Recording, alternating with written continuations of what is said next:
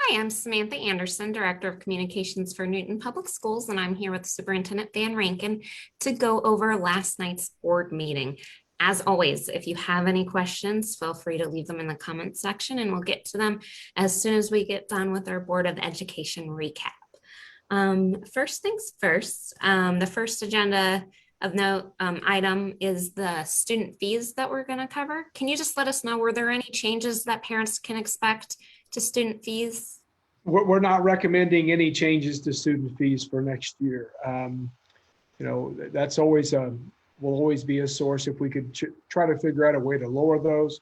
Right now, with the fiscal situation as it is, I just that recommendation was not made last night, and the board approved the student fees to be the same as they are this year. So. All right, and then we have a couple other new exciting courses at Chisholm, and we've been talking about new courses at the high school and just different places. Could you let us know what those are? They're related to the high school, kind of. Yeah, they'll serve as a feeder course for our CTE programs up there at the high school. There's going to be an explorations in industrial technology, and then an explorations in media and computers. And the students will have an option of one of those two courses, which is going to be really, really nice to give them some variety and choice that they wouldn't have had before. When you think about what the explorations in the digital, in the industrial tech, that will serve as a springboard for them to get into the introductory course they take the following year as a ninth grader. Then it leaves them with the option of the welding program, engineering, automotive, and machining. So it gives them that leg up. We had a woods course there this past year or past few years.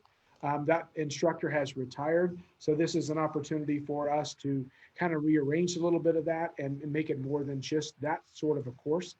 The explorations in digital media and computers, that'll lay the groundwork for graphic design, audio, video production, even business essentials, IT networking, and digital media, as Mr. Reed and Mr. Meniga presented last night. So we're pretty pumped up about the opportunity to be able to offer these. A lot of that is due to the fact that we've had some staff resignations that are allowing us to make some adjustments. Okay, and a big part of the discussion was on Summit Learning, and there was a lot of serious discussion, just a lot of kind of getting into it. Can you just let us know kind of what the discussion was about and just some of the points made last night? Well, that discussion was about an hour and a half or hour and 45 minutes long. So, and it was one that we needed to have. In terms of some of the points, we know that it's a point of contention here in Newton and has been for some time, from what I understand.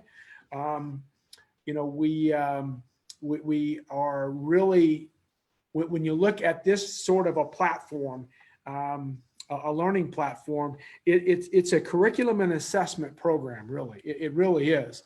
And it is one, though, that is adaptable. And that's one thing that I don't think that we felt like in the district we had that ability to do that.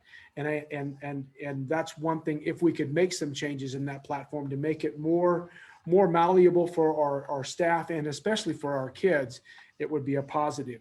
There are a lot of issues that go into this, and some historical, as I kind of alluded to. There are things associated with, even understanding how the platform is graded, how students receive a grade. It's not like what we remember from our days. Well, I say our days, the Stone Age days, back where you were graded based upon performance on homework and or quizzes and labs if you were in some sort of a lab type of a course. And generally you either got it or you didn't. And usually on the first try, there weren't a lot of opportunities for retaking quizzes, redoing homework, and things of that nature. This is more of a mastery learning, or can be a mastery learning platform. And I think that there's just a lot of misunderstandings about how this can work. Now, I'm not saying that we're doing everything perfectly, because we do have things we need to shore up as it relates to how the platform is functioning in our district. But it's a weighted grading system. So anywhere between 70 to 80% of your grade, depending upon your school, and in some cases your course, 70 to 80% of the grade is based upon project grades. Those projects are evaluated over 36 cognitive skills that branch throughout all of the content areas with the exception of mathematics, okay? And there's like a rubric that teachers use to evaluate those cognitive skills within those projects. You wouldn't have all 36 embedded in one project, but you might have 3 or 4. And that grade is kind of tracked in a formative perspective throughout all of those projects within that platform. And a lot of those are group or partner types of projects where there needs to be some sort of collaboration. 20 to 30% of the grade is from what we consider to be the traditional quizzes and or tests. That's where, you know, your kids, we have a lot of anecdotal stories of, you know, students taking the assessments 5 times, for example, or 10 times and not getting intervention, you know, from a staff member. They're just taking it over and over again without any sort of evidence of learning, evidence of scaffolding on the part of teachers where they're providing assistance or direction, or even just some direct instruction. And those are things that we really need to get a handle on from a consistent process perspective. It's a very data-rich environment. You know, the positive thing about being a data-rich environment is you can see how things are doing. You know, the negative, or how students are doing. The negative thing, and even staff, because you can get trends based upon staff members. The negative thing about a data-rich environment is you can see how students are doing. You can see how staff are doing. And when things aren't good, that's obviously when you're upset. And you know that there's some misconceptions out there. We're not teaching our kids life skills because they have essentially until the end of the school year to get things done. I understand that because we say in the real world, you know, we don't have second chances or we can't be late with things. You know, when you think about that, that's not always accurate. I can be late on my taxes. I can file an extension, or I can accept the penalty and pay that interest associated with what I didn't pay. You can make mistakes. You can ask for extensions. Even, you know, I hear, well, they're not going to be prepared for what takes place at the high school. I know staff members at that high school that do give extensions on assignments and do work with kids because it's about the learning, not about the grade. And that's a hard thing. And it's an easy thing for me to say as an old superintendent, an old guy that's already had all of my coursework and that doesn't have to worry about my GPA anymore. It's really hard when you're thinking about, I want my kid to go to college, or if I'm a student, I want to go to college and I've got to get that A. So, you know, finding that sweet spot in terms of the balance between the grade and the learning, I will always lean on the learning, but I will never abandon the importance of that grade piece. So there's a lot of things like that that we've got to work through. I think from a district perspective, one of the things that we have to have is a consistent level of expectation, you know, from our staff members and how they are working within that platform for several of those areas, you know, and one of those is providing that support, you know, for those power focus areas where they take those content assessments.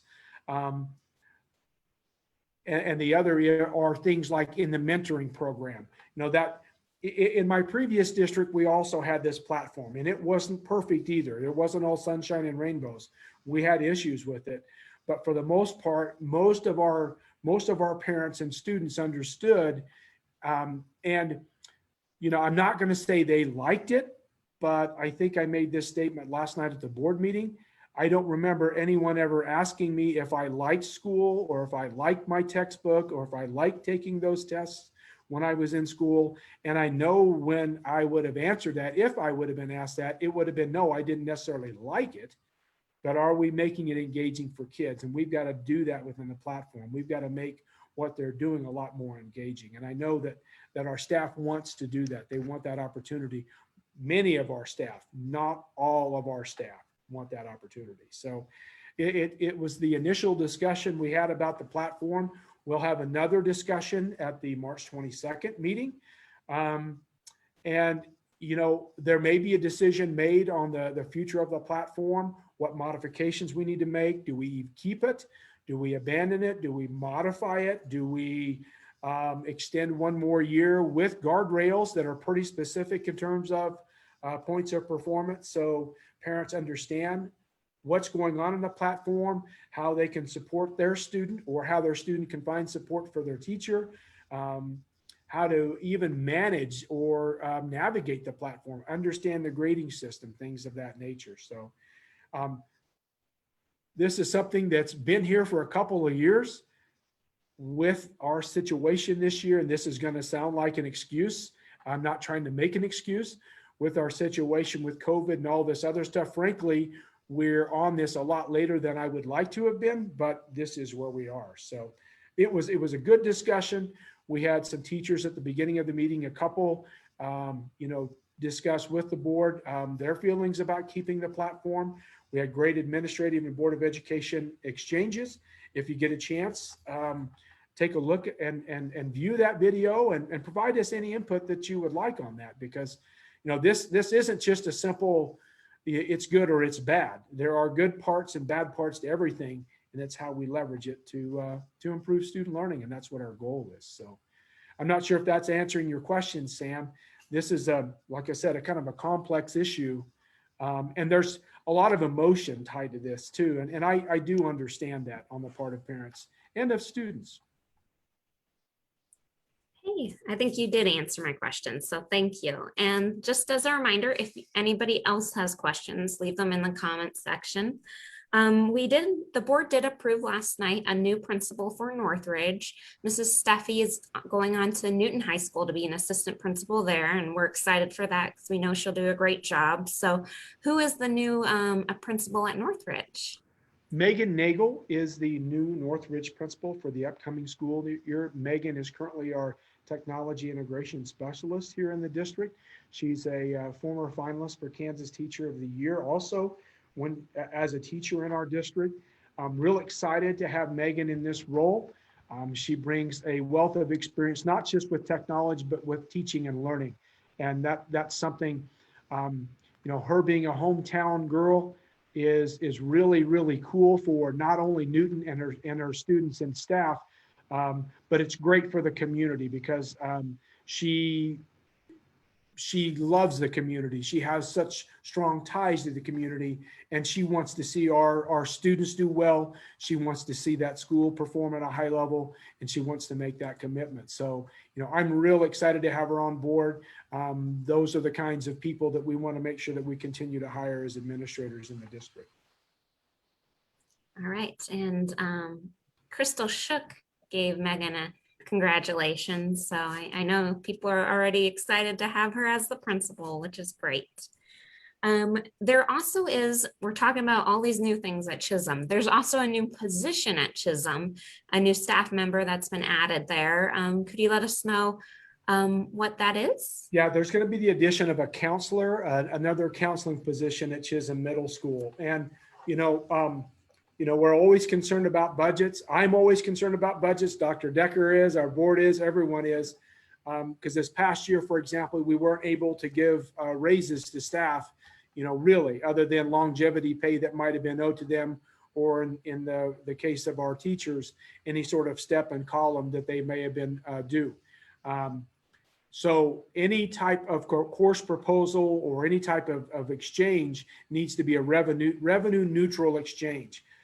If the current situation holds from an economic perspective, we should receive about $500,000 in new money from the state with the finance formula and the changes there. And we need to sink all of that into our people in terms of raises. So our goal is to reduce where we can. And this position is going to be added. There will not be any new teacher FTE in the addition of this position. It's actually some shifting mainly from at the high school. We are not eliminating a position at the high school in terms of counselors or anything like that. We've had some resignations where we feel like we can absorb that position and actually transfer that FTE to Chisholm Middle School. That's really important. We're fortunate that we have a counselor and a social worker on campus there, but the social worker can't do the scheduling types of things. And in terms of being able to help support that and also some other social emotional needs, having that additional counselor position is going to make it really a lot more tenable situation for the school as a whole. So we're excited about that. And there's no news for gating criteria, is that right? There's nothing that's going to be changed? No, nothing is going to be changed. And I was talking with President Morton. I believe it was either yesterday or may have been over the weekend, maybe texting. I can't remember what, but we didn't even have a COVID update. We always have one on there, and we did not have a COVID update on the board agenda. We weren't going to make a change anyway at anything because, as we have said before, we're 100% on site unless we have some wheels fall off at a building. Like, for example, tomorrow there is the possibility that South Breeze, because of the number of staff members that were getting vaccinated today, South Breeze may have to go remote. I know parents have already been alerted to be prepared for that last week. We may have to make that announcement later, but those are the only situations in which we plan to have a change in terms of the mode of learning. I will say, though, that in terms of the three things that we use this week, we are the state trend. We would consider that to be an orange, because the previous week it was actually a trend was upward, but the week prior to that, so when you consider that 2-week trend, the trend was down. So that would be orange, but our percent positive was under 5% still, is at 4.88, which is green, and our attendance was yellow. And a lot of that, our student attendance rate was great this week.